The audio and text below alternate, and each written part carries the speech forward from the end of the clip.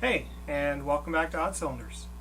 If this is your first time, please subscribe and hit the bell, turn on notifications. I'm going to be uploading a bunch of new content here soon. So, welcome to the series that's going to document swapping in a manual transmission into my 2003 Audi S8 D2 chassis. Now, if you're watching this in Europe, you might be saying, what's the big deal? We get those. Well, here in North America, we never got those. In fact, we have never gotten any manual Audi S8 of any generation.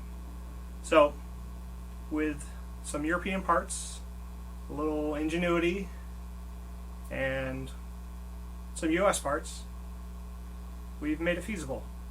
And I'm not the first person to ever do this, certainly not, but I think I'm the first person to really document it on camera, and end to end I'm going to document this online. So I've had to piece together quite a few other project threads, but I'm going to make this your one-stop shop for all things to swap in a manual transmission into your D2.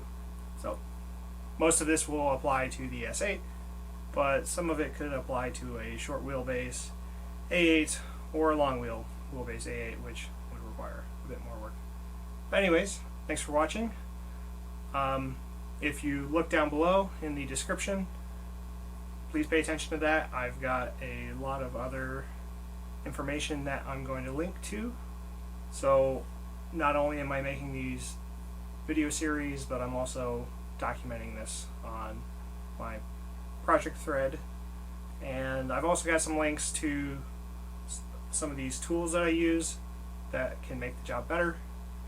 I've got the Amazon links down below. These are referral links, but these are all tools I bought with my own money, and they work. So I just want to share them with you. Hey, welcome back to Odd Cylinders and Odd Cylinders Garage. Today we are going to work on my 2003 Audi S8, which does not have an odd number of cylinders.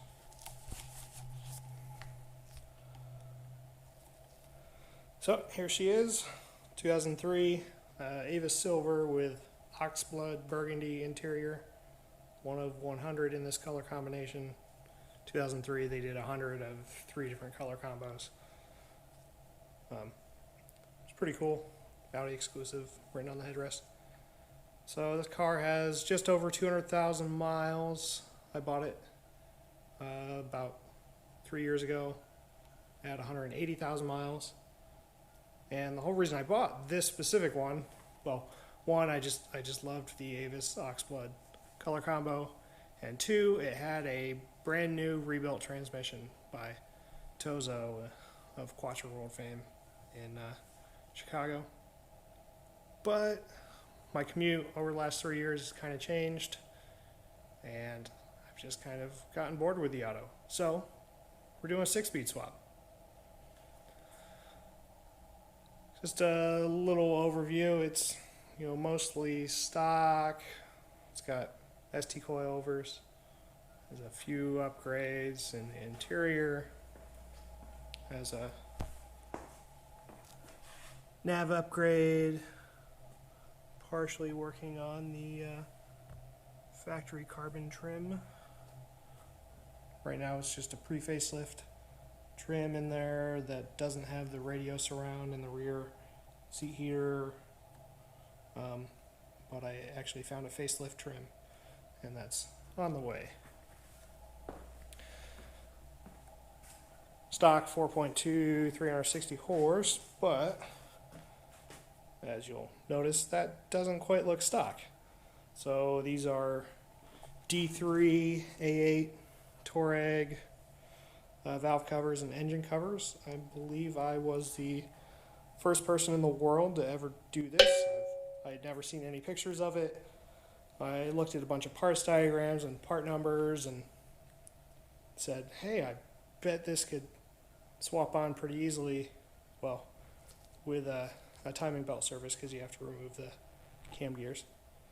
So I unfortunately had a valve spring break, I think like 2 years ago, like 2 weeks before my wedding, and that bent one of the valves, center intake valve on one of the cylinders, so I had to take the engine apart, so I took that time to go ahead and do the D3 valve cover swap.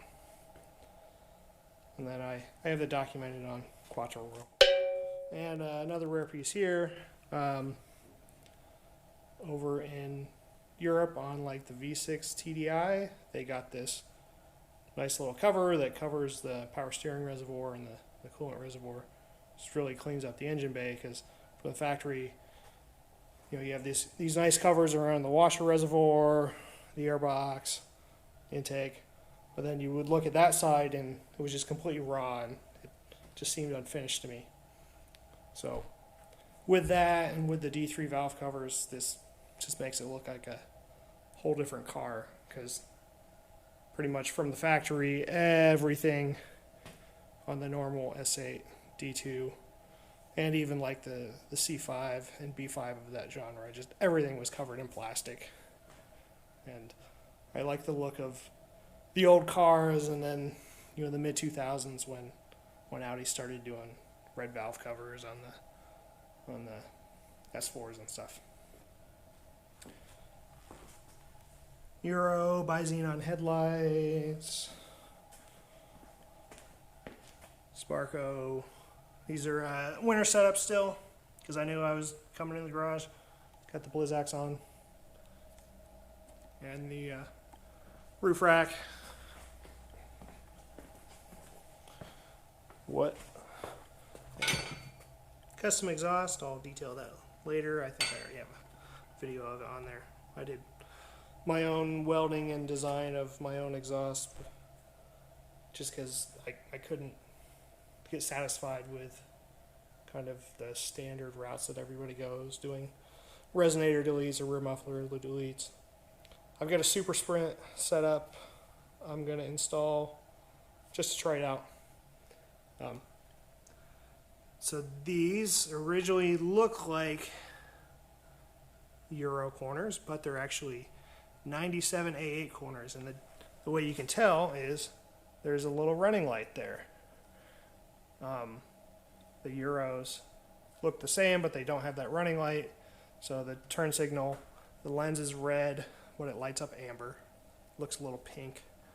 I bought the Euros and then realized it didn't have that side marker, and I just kind of like the look and safety of that side marker, so I found some 97s.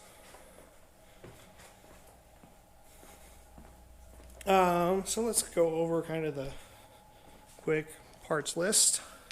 I'm going to document all of this in a nice long write-up, because, you know, YouTube's good for showing things, but not so much for documentation. And Facebook sucks. I still love the forums. I'm going to do whatever I can to keep forums alive. Drive shaft. So this is a new lengthened drive shaft from Advanced Auto Motion, Scott DeWitt down in Texas. It's got serviceable U-joints, new carrier bearing. You can technically use an A8L shaft, and the bearing mounts in a different location, but I don't think my stock drive shaft has healthy bearings, so I wanted a new one anyways. C4, so you're going to use a lot, unless you buy the D2 Euro stuff, a lot of C4 UR S4 S6 parts work. So that's the shift linkage. I got some wheel bearings because the CVs are coming out, so might as well do those. New OE coolant reservoir, my Melee one, the $30 one, started leaking after about 1.5 years, so I'm putting OEM back in. Some Fuchs Titan Cinto fluid.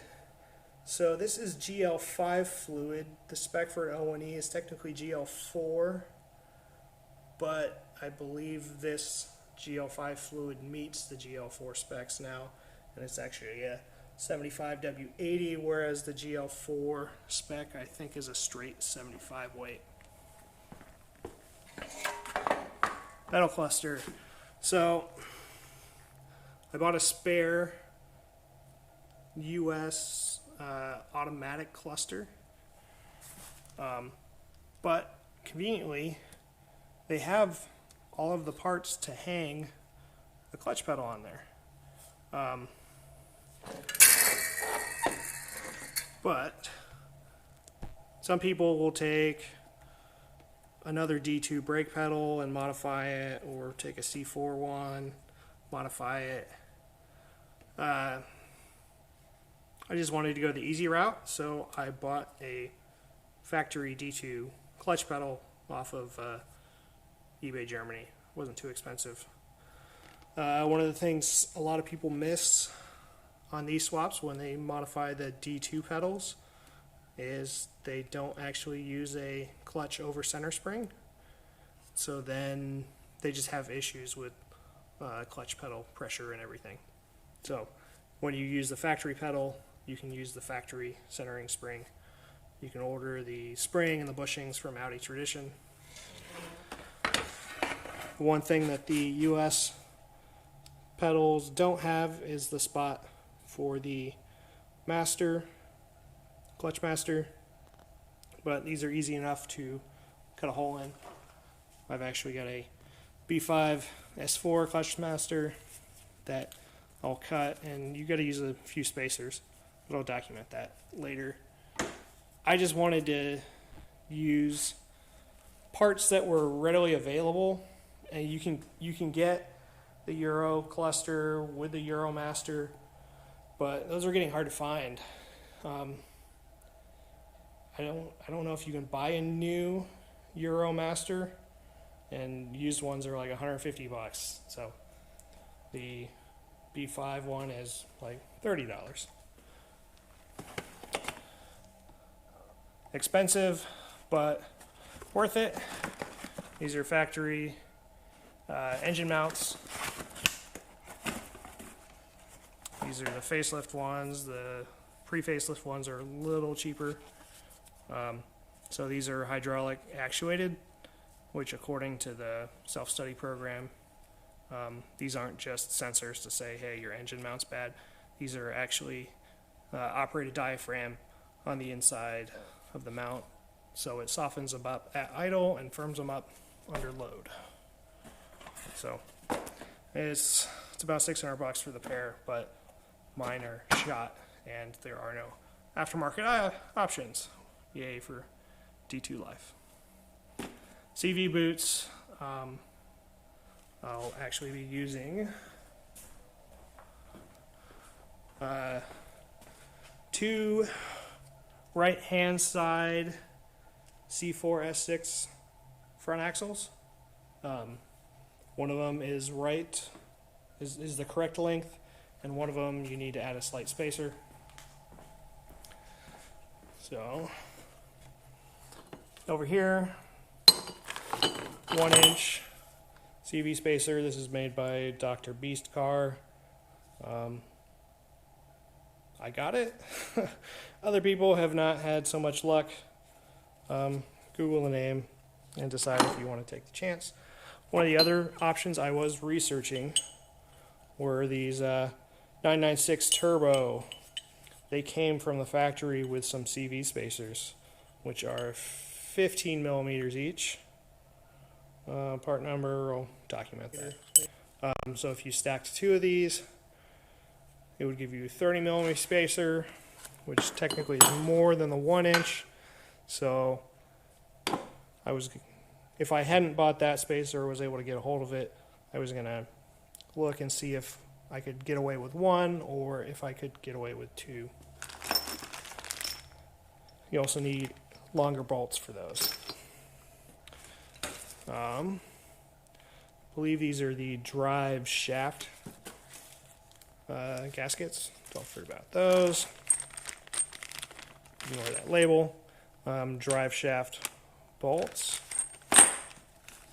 While I'm in there, I'm going to do SAI delete, just because that Clears up some space on the back.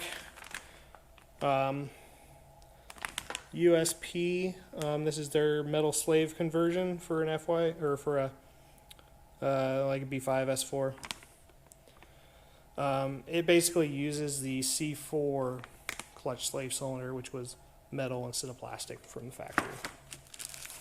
I also bought the factory, it's kind of expensive for what it is, but it's the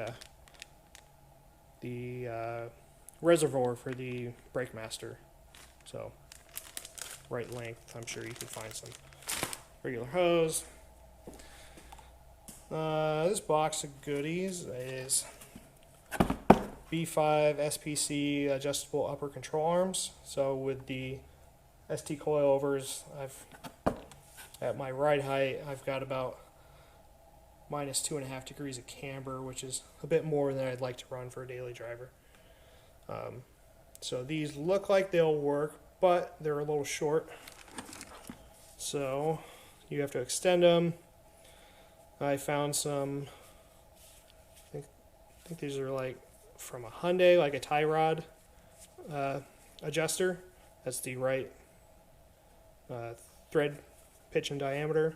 So I'm going to use these with some threaded left hand and right hand rod to extend these. So still more to do there. I'll document that later. F125 connector.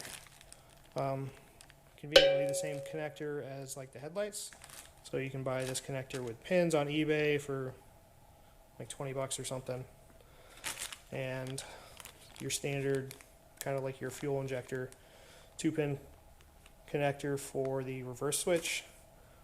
So this is going to allow us to make a harness that deletes the shift interlock, which is like the starter interlock to make sure you're in park, and then also hook up the reverse light for the factory harness. Scott at Advanced Auto Motion makes a harness that's pre-built to do all this. I bought one and then I lost it. So it's certainly cheaper to go this route. I need to had a headlight level sensor issue, so got one of those. For the pedal cluster, this is a factory clutch switch. I think it's the same as a B5 and C5, and the little star thread adapter. So that'll allow us to get the clutch switch to work with cruise control.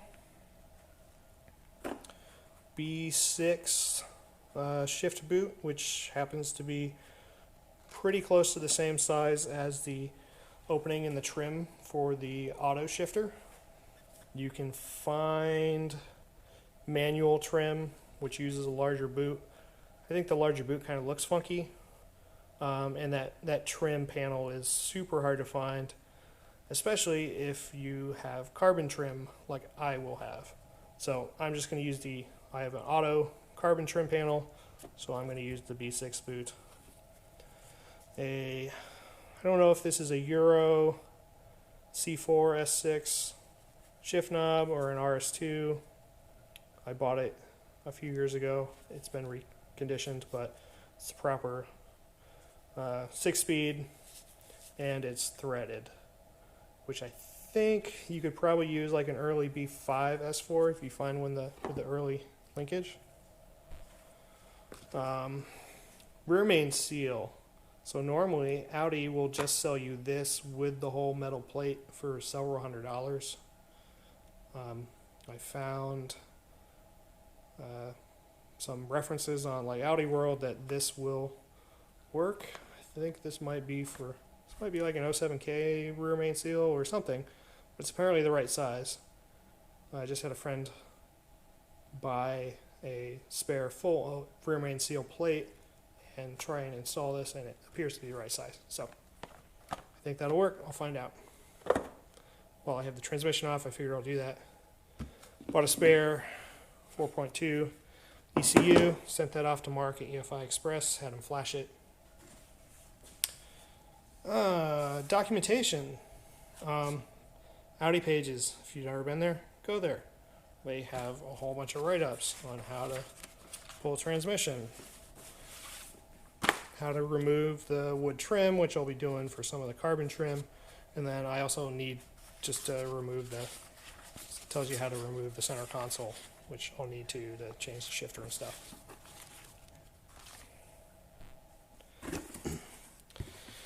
TTV Racing steel flywheel and some factory manual transmission length bolts. So this flywheel is for the 40 valve 8 bolt flywheel. Early cars were 10 bolt. You can use like B5 S4 stuff. I went with this specific one because it uses a B7 RS4 clutch and pressure plate and does not use the factory transmission spacer. So save a little space, and the B7 RS4 clutch kit is stupid cheap. I also opted for the heavier one. They have a lighter steel one. I forget the weight, like 12 pounds maybe, and I think this might be like a 19 pounds one. But I read some reviews of people that had lightweight flywheels in T2s, and it's just not fun for daily drivers, so heavier one.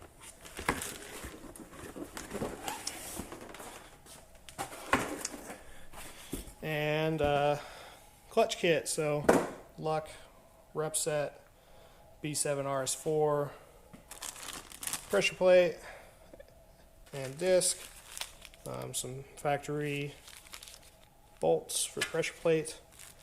I think this is like $120 on Rock Auto. It comes with a plastic faced throwout bearing. I have a metal one. I think it came from 034 that I'm actually going to put on instead of this. So let's go look over at the transmission. So 6-speed O&E. This is a GBE, which is pretty much the same as a FYF. So it's a 2003 B6 A4 3-liter transmission. So it's pretty much the last O&E Audi put in. And it was only in V6 cars, and it was only in 2003. All of the B6 after that went to like the O1X. So a lot of people like this transmission. It's super cheap, generally, because a lot of times wrecking yards don't know their O&Es. Sorry about that. Phone going off. And it's got a little closer spacing on 3 and 4 and shorter 5.6 than, say, like a B5 S4. They say it's close to RS2 or RS4 ratios. So you do have to do a few modifications sometimes. So FYF versus GBE, sometimes people say GBE doesn't have the plate for your speed sensor. Mine did, but it did not have the sensor. It actually had this weird looking fake sensor that just plugged in there. So bought one of these new sensors. They're cheap, under $20 on Amazon. Plug that in. So just beware if you're shopping B6 O&Es. Sometimes this cover plate won't have that sensor, and you would have to swap it for a different one. There's a bolt hole here next to the vent that wasn't there. It's there on, I think, B5 O&Es and certainly C4, because the C4 stabilizer arm actually goes here. So I guess they started removing some of the bolt holes they don't use anymore. So I had to drill and tap that. Here's the C4 metal slave. If you're going to use C4 linkage, you need the C4 shift ball. It mounts on top. B5 linkage mounts on the bottom, and apparently needs a lot of modification. So the C4 linkage, it's a little short. You have to extend it about 3 inches, but otherwise it bolts into the D2. One of the things I bought but already installed and didn't mention, there's a little plastic pivot there that your clutch fork rides on. While you have it apart, replace it. It's like $6 or something. But I compared the new and old. I'll throw a picture in here, and just that plastic just wears. So that'll kind of create some stiction in your clutch fork.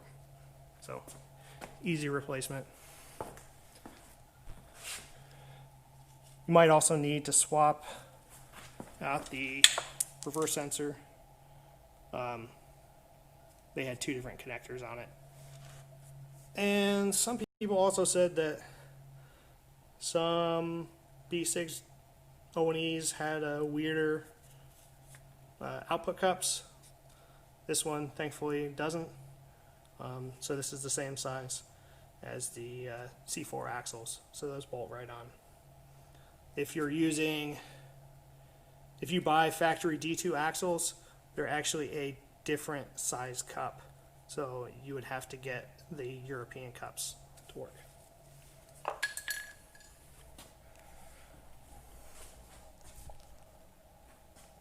So I think that's about it, at least for an update of what I've done so far. I'm going to keep documenting all of what I do and share it with you. Pro tip: you have to pull the pedal cluster and pull the console and all that. So do yourself a favor, remove the seat. It will make your whole life a lot easier, especially when you're in what I call astronaut position, upside down, head under the dash. That'll just give you a lot more room. And you gotta get to some of these screws for the trim panels there.